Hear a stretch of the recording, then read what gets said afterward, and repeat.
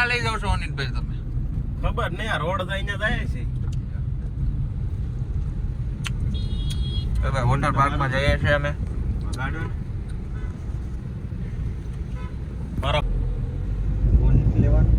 ઉભો ન આવે પ્રતીક, મેં લીધો ન આવ્યો. 25 કિલોમીટર દૂર વોટર પાર્કમાં આવ્યા નાહવા માટે, પણ અહીંયા જે રાજકોટની અંદર અગ્નિકાંડ થયો છે, રાજકોટની અંદર ગેમ ઝોનમાં જે આગ લાગી છે એના કારણે અહીંયા વોટર પાર્ક બંધ છે અને નીચે બધી પોલીસને ઊભી છે. તો એની પાસેથી પરમિશન લઈ છે. જો પરમિશન મળશે તો વોટર પાર્ક ઓપન થશે એવું કીધું છે. ત્યાં સુધી બધાને નાસ્તા કરવા માટે આપ્યું છે. ફ્રીમાં નાસ્તો કરવો જેને કરવો હોય એ કરી શકે છે એવી વાત કરી છે. તો બધા નાસ્તો કરે છે. આપણે તો સવારમાં નાસ્તો કરીને આવ્યા છીએ અને નાસ્તો નહીં પણ આપણે નાહવા આવ્યા હતા એટલે નાસ્તાનું કંઈ મૂડ નથી. જો ઓપન થઈ જાય વોટર પાર્ક તો સારું છે. જો ભાઈ અમે ગયા હતા વોટર પાર્કમાં, પણ વોટર પાર્ક બંધ છે રાજકોટની ઓલી દુર્ઘટનાને કારણે. એટલે હવે અમે જાઉં મૂવી જોવા માટે.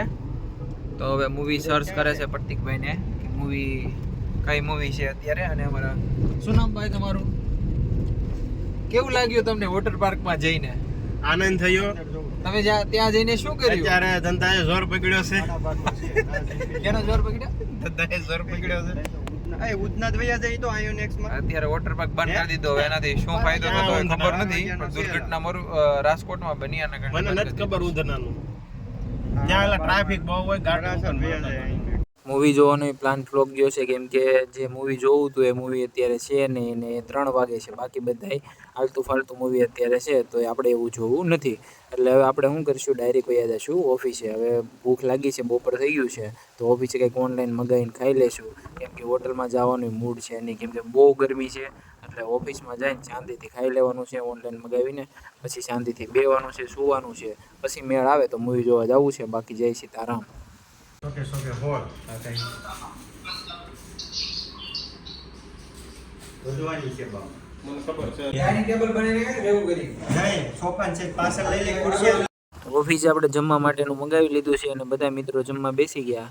હવે આપણે શાંતિથી જમી લેશું, પછી કંઈક આયોજન કરીએ આગળનું શું કરવું એ જોઈએ. હવે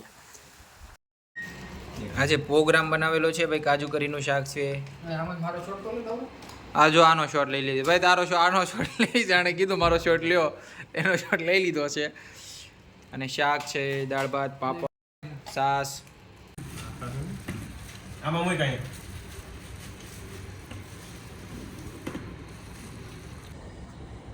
તો બધાને ડિલિવરી કરો છો તમે ટાઈમે?